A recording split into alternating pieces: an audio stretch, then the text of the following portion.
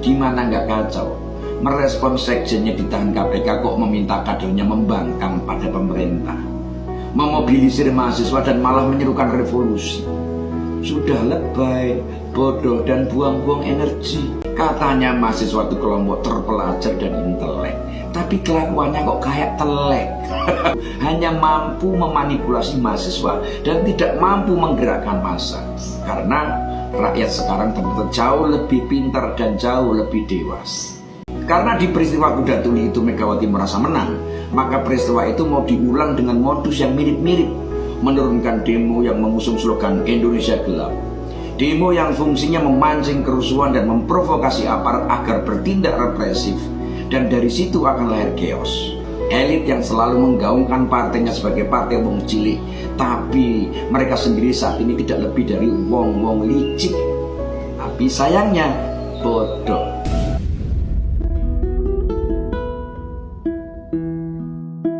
Ya, assalamualaikum warahmatullahi wabarakatuh teman-teman. Selamat bergabung kembali. Saya harap teman-teman dalam keadaan sehat dan rezeki selalu diberi kelancaran.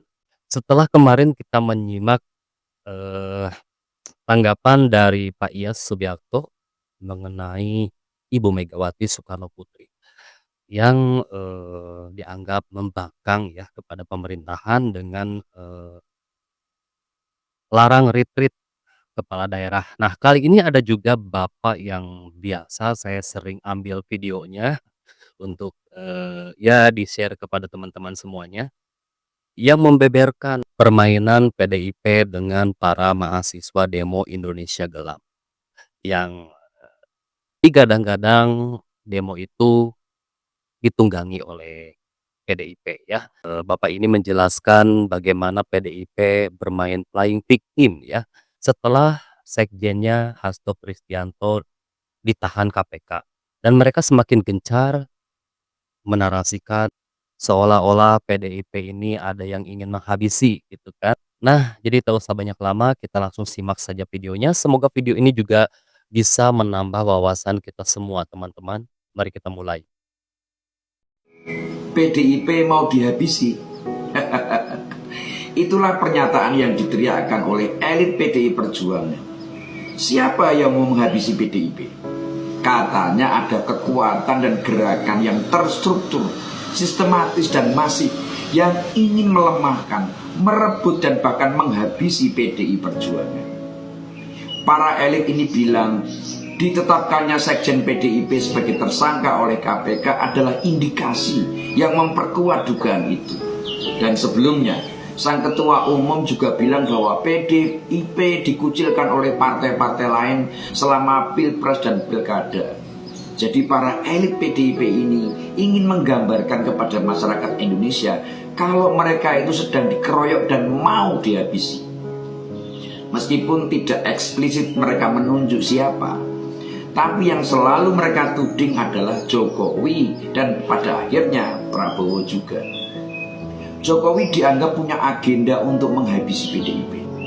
Kenapa Jokowi dituding? Ya karena narasi tentang pengkhianatan dan perusak demokrasi yang mereka sebarkan telah sukses mempengaruhi sebagian masyarakat kita. Sampai-sampai beberapa orang yang ditokohkan dan dianggap intelek dan cerdas percaya dan rame-rame memusuhi Jokowi. Dan setelah itu mereka menggunakan kelompok akademis yaitu mahasiswa-mahasiswa yang masih belajar meluruskan kencingnya untuk rame-rame mempropagandakan tudingan mereka itu. Anak-anak yang baru bisa mengejak kata demokrasi itu lalu berhamburan ke jalan, merasa heroik, melawan ketidakadilan, padahal cuma jadi kuda tunggangan. Tapi apa benar PDIP mau dihabisi? Dan apa iya Jokowi yang cuma pensiunan punya kapasitas untuk mendalangi?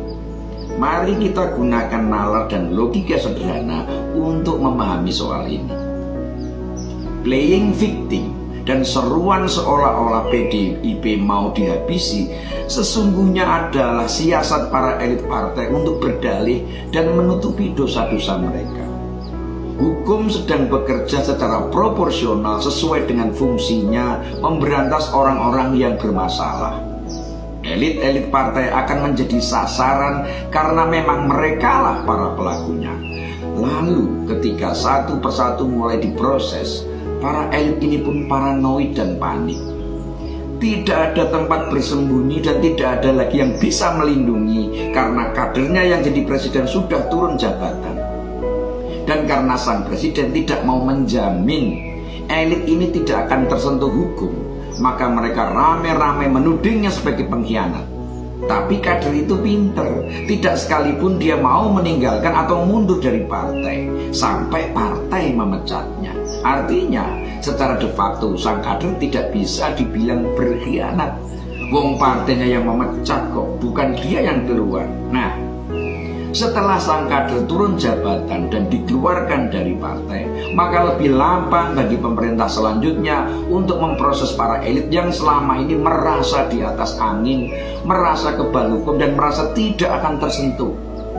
Lalu mereka panik karena ternyata pemerintah sekarang tidak gentar dan tegas menghadapi mereka. Awalnya kalau cuma kader selevel menteri semacam Yuliani Batubara diproses, nggak apa-apalah. Tapi mereka tidak sadar ditangkapnya Yuliani Batubara, mantan Mensos yang korupsi, itu adalah kode dari Jokowi bahwa siapapun yang melanggar hukum, meski satu partai dengannya, tetap harus membayar dan mempertanggungjawabkan perbuatannya. Dan benar, setelah kader selevel menteri, sekarang elit-elit harus siap-siap mengantri. Sebenarnya ada rencana selepas Jokowi, PDIP akan mendukung Gibran maju sebagai wapres. Tujuannya supaya kasus-kasus yang melibatkan elit tetap bisa diamankan. Tapi buah jatuh tidak jauh dari pohonnya. Gibran sama seperti bapaknya, tidak akan mungkin membela dan melindungi para pelanggar hukum yang serakah itu. Dan ketika Gibran memilih mendampingi capres lain, elit-elit partai panik dan kalap. Kalap itu kalau cerdas masih punya peluang untuk sukses. Tapi kalau kalap ditambah panik dan bodoh, jadinya ya kayak pemabuk yang kalah judi, menceracau dan serangannya kacau. Gimana nggak kacau? Merespon sekjennya ditahan KPK kok meminta kadernya membangkang pada pemerintah, memobilisir mahasiswa dan malah menyerukan revolusi.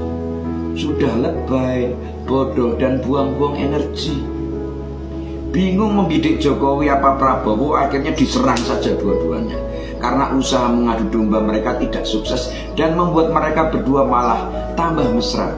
Bukan hanya itu, Presiden ke-6 sekarang malah solid mendukung mereka dan kini jadi bertiga.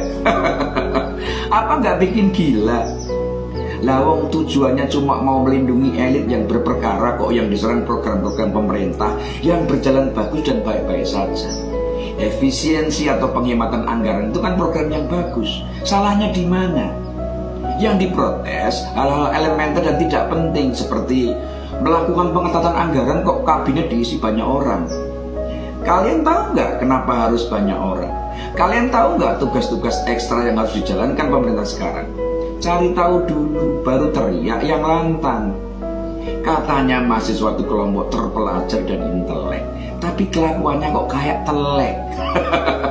Unjuk rasa harusnya menyampaikan inspirasi, aspirasi, tapi kok isinya cuma mencaci maki. Kejadian seperti ini makin menguatkan fakta bahwa elit-elit partai yang mengaku partainya wong cilik itu hanya mampu memanipulasi mahasiswa dan tidak mampu menggerakkan massa. Karena rakyat sekarang ternyata jauh lebih pintar dan jauh lebih dewasa. Bahkan di Makassar, demo mahasiswa harus berhadapan dengan rakyat yang muak karena merasa ulah mahasiswa itu mengganggu ketertiban dan kegiatan di sana. Jadi ungkapan bahwa PDIP mau dihabisi sesungguhnya adalah bualan para elit partai belaka. Karena bukan rahasia, sebagian kader dan bahkan pihak keluarga sang ketua sudah tidak lagi percaya. Para elit itu berusaha menutupi dosa-dosa, mempermainkan negara dengan meminta dukungan kita semua. Terus kita mau dukung mereka? Sudah gila apa? Megawati dan para elit partai mau merimik cerita lama ketika PDI kubu Megawati mau dihabisi rezim Orde Baru di bawah pimpinan Soeharto lewat peristiwa Kuda Tuli atau kerusuhan 27 Juli yang terjadi tanggal 27 Juli 1996. atau juga sering disebut peristiwa Sabtu Kelabu. Kala itu pemerintah Soeharto cuci tangan dengan mengkambing hitamkan Partai Rakyat Demokrat atau PRD dan menangkap Budiman Sujatmiko sebagai ketuanya. PRD dituduh sebagai dalang kerusuhan. Karena di peristiwa Kuda Tuli itu Megawati merasa menang, maka peristiwa itu mau diulang dengan modus yang mirip-mirip, menurunkan demo yang mengusung slogan Indonesia Gelap. Demo yang fungsinya memancing kerusuhan dan memprovokasi aparat agar bertindak represif, dan dari situ akan lahir chaos. Kalau situasi chaos dan pelanggaran HAM terjadi, maka pelan-pelan kasus petinggi partai bisa ditutupi. Licik dan bodoh sekali. Sekarang ini saya cuma bisa memuji masyarakat kita yang sudah semakin cerdas dan bisa memilah mana yang benar dan mana yang salah.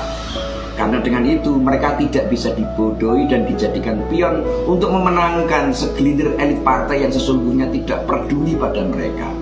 Elit yang selalu menggaungkan partainya sebagai partai wong cilik, tapi mereka sendiri saat ini tidak lebih dari wong-wong licik. Tapi sayangnya bodoh. Semoga bermanfaat. Wow, kemarin kita sudah menyimak video tanggapan dari Pak Iyas ya, Pak Iyas Subiakto, betapa ngerinya apa yang disampaikan oleh Pak Iyas itu adalah ungkapan apa ya?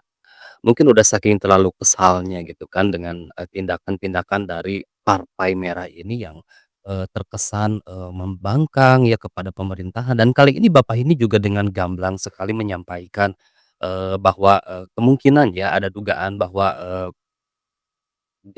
aksi demo para mahasiswa Indonesia Gelap itu, demo dengan tema Indonesia Gelap, itu ditunggangi oleh ya segelintir oknum-oknum yang mungkin berasal dari Partai Merah ini gitu kan, dan mereka ini menjadikan para mahasiswa ini tunggangan mereka untuk mencapai tujuan mereka, ambisi mereka gitu kan.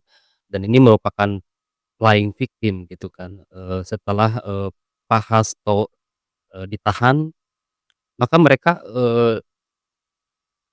menggunakan narasi-narasi yang seolah bahwa partai mereka sedang diobrak-abrik, ada yang ingin menghancurkan atau ada yang ingin menghabisi partai mereka gitu, dan lagi-lagi yang dituding itu Bapak Jokowi ya, yang menjadi pusat tudingan gitu kan. Saya sendiri tidak menyangka bahwa semakin ke sini Partai Merah ini teman-teman semakin memperlihatkan kedoknya gitu kan.